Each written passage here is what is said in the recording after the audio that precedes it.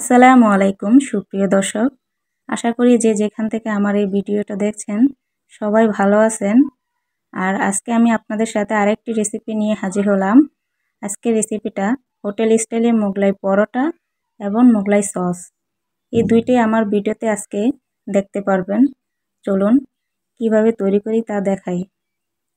প্রথমে 2 কাপ ময়দা নিয়ে নেব। কেউ ময়দার পরিবর্তে আটা দিয়েও এই মোগলাই পরোটাটা তৈরি করতে পারেন। দিয়ে দেব সামান্য লবণ আর দিয়ে দিব রান্না করা সয়াবিন তেল 3 টেবিল চামচ। এখন সবগুলো উপকরণ আমি চামচ দিয়ে ভালোভাবে মিশিয়ে নেব। উপকরণগুলো ভালোভাবে মিশিয়ে নিতে হবে।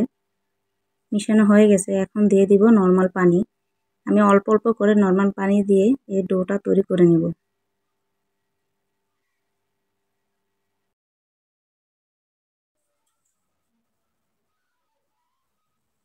এখানে আমি আরও কিছুটা নরমাল পানি দিয়ে দিব।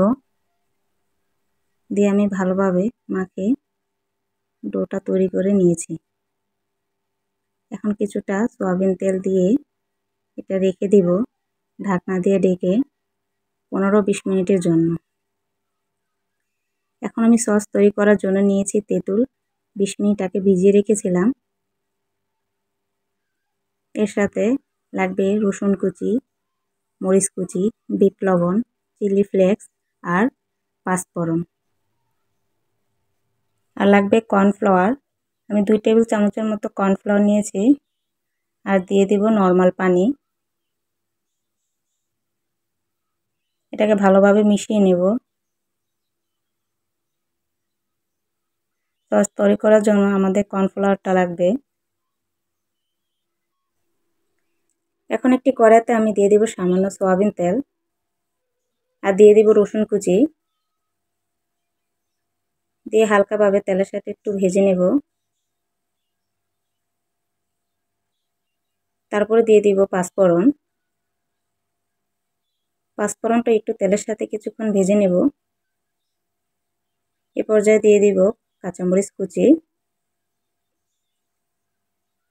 সবগুলো এখন তেলের সাথে হালকাভাবে ভেজে নেব। ভেজে নেওয়া হয়ে গেছে, এখন দিয়ে দিব আমি তেঁতুলের জুস। তেঁতুলের জুসটা আমি ছাঁকনির সাহায্যে ছেঁকে নিয়েছি।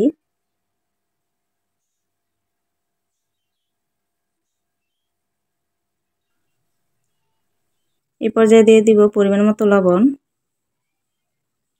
লবণটা দিয়ে একটু ভালো করে মিশিয়ে নেব। এ পর্যায়ে চুলার আঁচটা একটু কমিয়ে রাখবেন। এখন দিয়ে দেব জর্দা রং। জর্দা রংটা দিয়ে আমি ভালোভাবে মিশিয়ে নেব। কেউ জর্দার পরিবর্তে হলুদও দিতে পারেন। মিশানো হয়ে গেলে এখন দিয়ে দিব নরমাল পানি।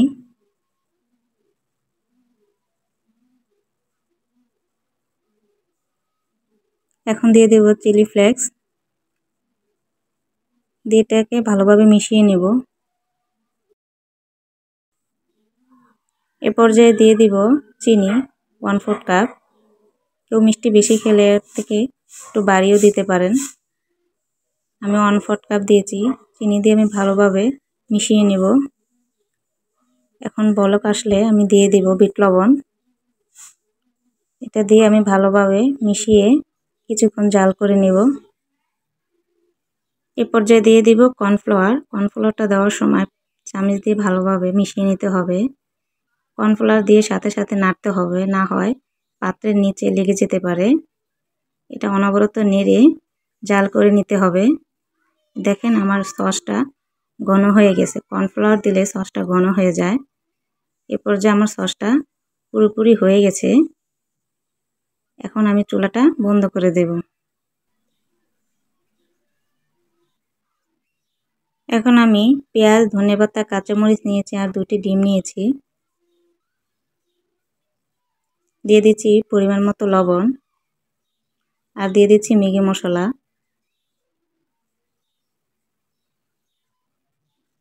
সবগুলো একত্রে মেখে নেব।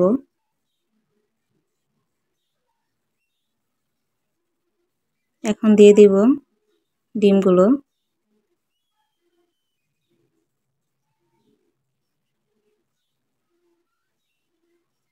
ডিমগুলো একটি চামচের সাহায্যে ভালোভাবে মিশিয়ে নিব।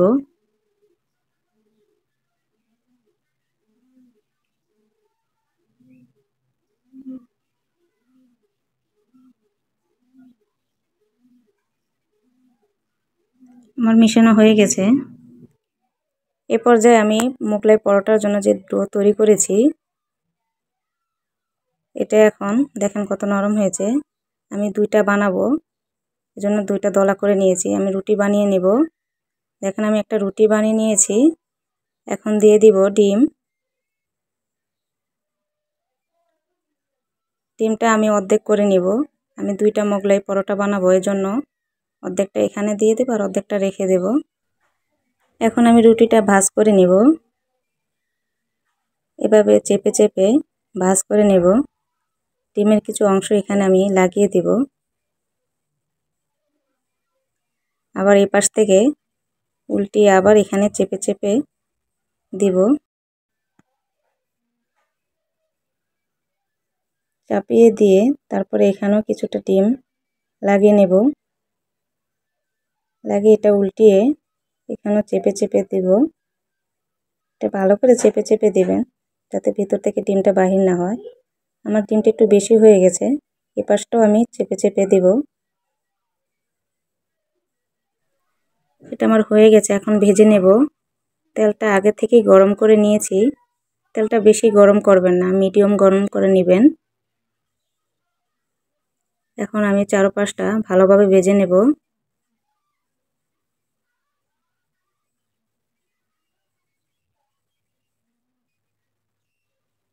এটা একটু সময় নিয়ে ভাজতে হবে। এটা ঘুরিয়ে ঘুরিয়ে ভেজে নিতে হবে। এখন আমি উল্টিয়ে এটাও ভালোভাবে ভেজে নেব।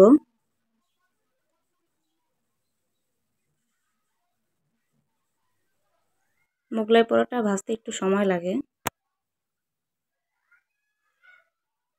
এটা এভাবে চারপাশে ঘুরিয়ে ঘুরিয়ে ভাজতে হবে। এটাকে আবারও উল্টিয়ে দেব। এই পাশটা আবারও ভেজে নেব।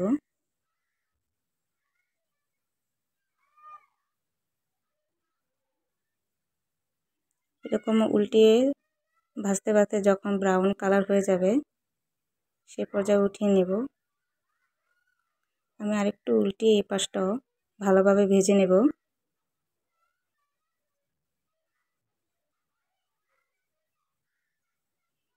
আমার ভাজা হয়ে গেছে, এখন আমি এটা উঠিয়ে নেব। এভাবে আমি আরেকটি মোগলাই পরোটাও বানিয়ে নেব।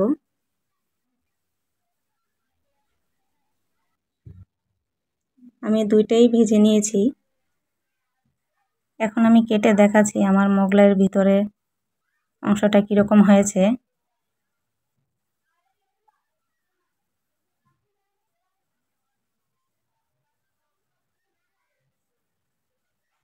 এটা একটু সাবধানে কাটবেন, এটা গরম। এটা গরম গরম খেতে অনেক মজার হয়। দেখেন ভিতরে অংশটা কি সুন্দর হয়েছে।